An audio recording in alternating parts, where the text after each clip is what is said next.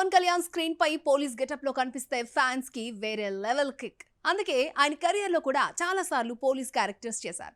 కొమరంపులి నుంచి గబ్బర్ సింగ్, భీమ్లా నాయక్ నుంచి ఉస్తాద్ భగత్ సింగ్ వరకు పవన్ కళ్యాణ్ పోలీస్ పాత్రలో కనిపించారు. మరి సెంటిమెంటల్ గా వర్కౌట్ అవుతున్న పోలీస్ క్యారెక్టర్ సక్సెస్ ని తెచ్చిపెడుతుందా? పవన్ కళ్యాణ్ కొమరంపులిలో పోలీస్ పాత్రలో కనిపించాడు. ఎస్జే సూర్య తెరకెక్కించిన ఈ సినిమాలో పవన్ కళ్యాణ్ ఒక స్ట్రిక్ట్ పోలీస్ ఆఫీసర్ గా కనిపించాడు. భారీ అంచనాలతో వచ్చిన ఈ సినిమా బాక్స్ ఆఫీస్ దగ్గర ఏ మాత్రం ఆశించిన స్థాయిలో ఆడలేదు. అయితే Pawan Kalyan look, police attitude మాత్రం ఫ్యాన్స్ కు కొత్తగా అనిపించింది. అదే పోలీస్ గెటప్ లో కొన్ని సంవత్సరాల తర్వాత వచ్చిన సినిమా గబ్బర్ సింగ్. హరీష్ శంకర్ దర్శకత్వంలో వచ్చిన ఈ సినిమా పవన్ కళ్యాణ్ కెరియర్ లోనే ఒక బిగ్గెస్ట్ బ్లాక్ బస్టర్ గా నిలిచింది. Mass dialogues, Pawan style, comedy timing ఈ సినిమాను కల్ట్ స్టేటస్ కు తీసుకెళ్లాయి. అందుకే చాలా మంది ఫ్యాన్స్ కు పోలీస్ అంటే గబ్బర్ సింగ్ స్టైల్ గుర్తుకొస్తుంది. ఆ తర్వాత మరోసారి పవన్ కళ్యాణ్ పోలీస్ గా కనిపించిన సినిమా భీమ్లా నాయక్. మలయాళ హిట్ అయ్యప్పడం కోశ్యం రిమేక్ గా వచ్చిన ఈ సినిమాలో పవన్ కళ్యాణ్ ఒక పవర్ఫుల్, సీరియస్ పోలీస్ ఆఫీసర్ గా కనిపించాడు. మాస్ యాటిట్యూడ్, ఇంటెన్స్ క్యారెక్టర్ తో ఈ సినిమా కూడా బాక్స్ ఆఫీస్ దగ్గర సక్సెస్ సాధించింది. ఇప్పుడు పవన్ కళ్యాణ్ మళ్లీ పోలీసు పాత్రలోనే ఉస్తాద్ భగత్ సింగ్ సినిమాలో కనిపించబోతున్నాడు. ఉగాది స్పెషల్ గా రిలీజ్ అవుతున్న ఈ సినిమాని హరీష్ శంకర్ తెరకెక్కించాడు.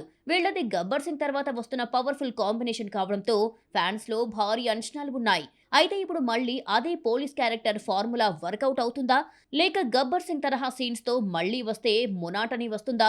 పవన్ పోలీస్ క్యారెక్టర్ మళ్లీ బాక్స్ ఆఫీస్ ను షేక్ చేస్తుందా లేదా తెలియాలంటే ఈ నెల 19 వరకు వెయిట్ చేయాల్సిందే. టాలీవుడ్ లో స్టైల్, స్వాగ్ అంటే గుర్తొచ్చే పేర్లు అల్లు అర్జున్. తగ్గేదేలే అంటూ బాక్స్ ఆఫీస్ దగ్గర రూల్స్ మార్చేసిన ఇప్పుడు సోషల్ మీడియాలో మాత్రం 42 రూల్స్ పైన చర్చ తగ్గడం లేదు. ఆయన్ని కలవాలంటే నిజంగానే 42 రూల్స్ ఫాలో అవ్వాలా? లేటెస్ట్ వైరల్ వీడియోతో మరొకసారి ట్రోల్స్ స్టార్ట్ అయ్యాయా? మరి నిజంగా బన్నీ ఇమేజ్ మారిందా, లేక స్టార్డమ్ పెరిగే కొద్దీ యాటిట్యూడ్ కూడా పెరిగిందా? మొన్న ఒక పాడ్కాస్ట్ లో బన్నీని కలవాలంటే 42 రూల్స్ ఉంటాయని కావేరి బార్వా అనే స్ట్రాటజిస్ట్ కామెంట్స్ చేయడం పెద్ద చర్చగా మారింది. ఆ తర్వాత ఆమె క్షమాపణలతో అది ముగిసిపోయిందని అనుకున్నారంతా. ఇప్పుడు లేటెస్ట్ గా అల్లు సినిమాస్ ఈవెంట్ లో వైరల్ అయిన వీడియో మరోసారి అదే డిబేట్ ను తెరపైకి తెచ్చింది.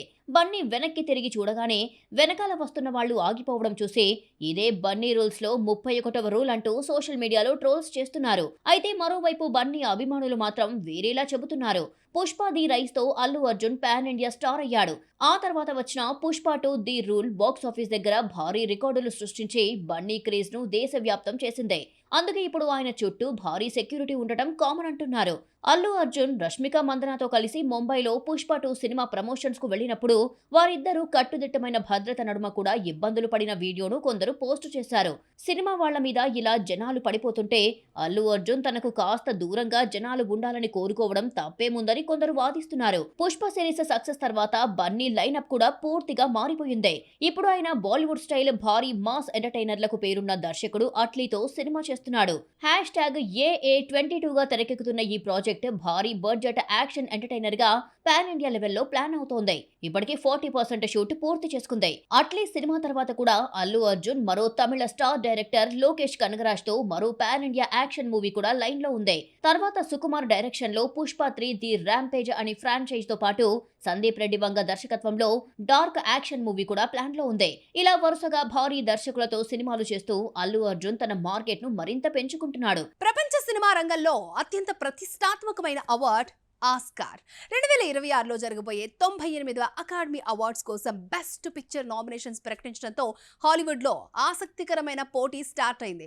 ఈసారి మొత్తం 10 సినిమాలు బెస్ట్ మూవీ కోసం పోటీలో ఉన్నాయి. మరి ఈ సినిమాల్లో ఏవి ముందంజలో ఉన్నాయి? ఈసారి ఆస్కార్ రేస్ ఎలా ఉందో చూద్దాం. 2026 ఆస్కార్ అవార్డ్స్ లో Sinners, One Battle After Another, Hamnet, Marty Supreme, Sentimental Value లాంటి సినిమాలు ప్రధానంగా చర్చలో ఉన్నాయి. ఈ సినిమాలు వివిధ విభాగాల్లో కూడా అనేక నామినేషన్లు సాధించి ఈ ఏడాది ఆస్కార్ రేసులో స్ట్రాంగ్ కాంపిటీటర్స్ గా నిలిచాయి. ప్రత్యేకంగా సిన్నర్స్ సినిమా 16 నామినేషన్లు సాధించి ఈసారి ఆస్కార్ రేసులో టాప్ కంటెండర్ గా మారింది. దర్శకుడు నీరజ్ ఘైవాన్ తెరకెక్కించిన హోమ్ బౌండ్ సినిమాలో జాన్వీ కపూర్, ఇషాన్ కట్టర్, విశాల్ జత్వా ప్రధాన పాత్రల్లో నటించారు.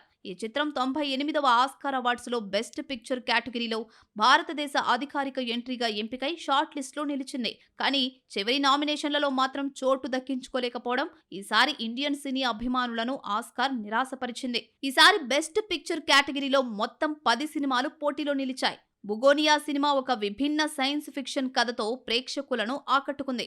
F1 రేసింగ్ ప్రపంచం నేపథ్యంలో తెరకెక్కిన హై వోల్టేజ్ స్పోర్ట్స్ డ్రామాగా నిలిచింది. షేక్స్పియర్ కుటుంబ కథ నేపథ్యంలో వచ్చిన హామ్నెట్ భావోద్వేగ డ్రామాగా మంచి స్పందన తెచ్చుకుంది. మార్టీ సుప్రీం ఒక యువకుడి ఎదుగుదల ప్రయాణాన్ని చూపించే స్పోర్ట్స్ డ్రామాగా నిలిచింది. ఇక వన్ బ్యాటిల్ ఆఫ్టర్ అనదర్ యుద్ధం రాజకీయాల నేపథ్యంలో సాగే ఇంటెన్స్ కథతో ఆకట్టుకుంది. ఫ్యామిలీ ఎమోషన్స్ తో తెరకెక్కిన సెంటిమెంటల్ వాల్యూ సినిమా ప్రేక్షకులను కదిలించిన డ్రామాగా నిలిచింది. సామాజిక అంశాలతో రూపొందిన సిన్నర్స్ ఈ ఏడాది ఆస్కార్ రేసులో బలమైన పోటీదారుగా మారింది. అలాగే జీవితం అనుభవాల ప్రయాణాన్ని చూపించే ట్రైన్ డ్రీమ్స్ కూడా క్రిటిక్స్ నుంచి మంచి ప్రశంసలు అందుకుంది.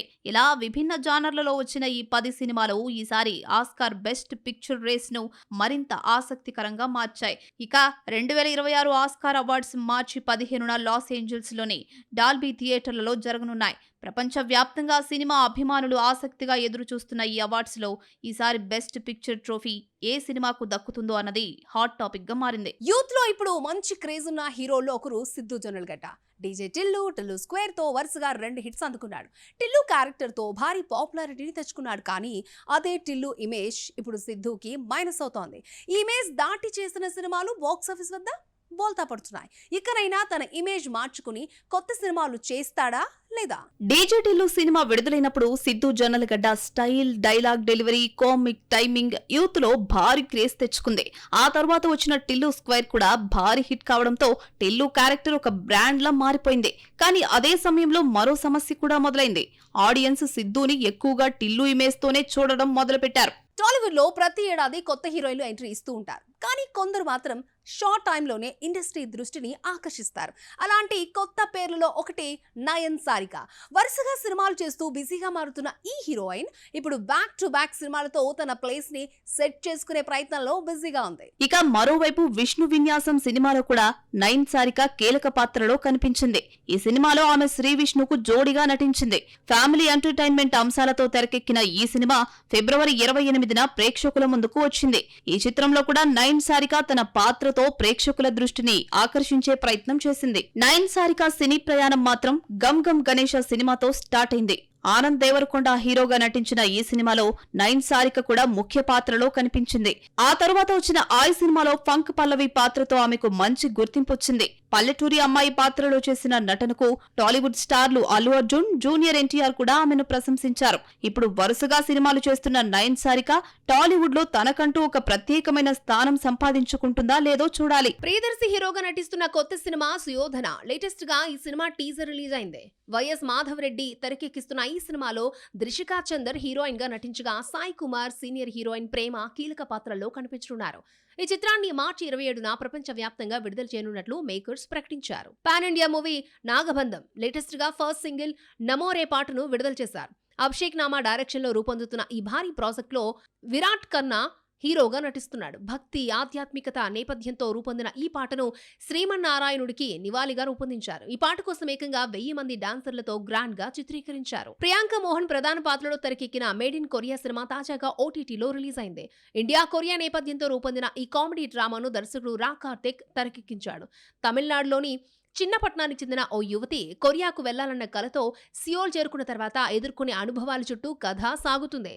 కథలో భావోద్వేగాలు, కల్చరల్ బ్యాక్ డ్రాప్ సినిమాకి ప్రధాన హైలైట్ గా నిలిచాయి.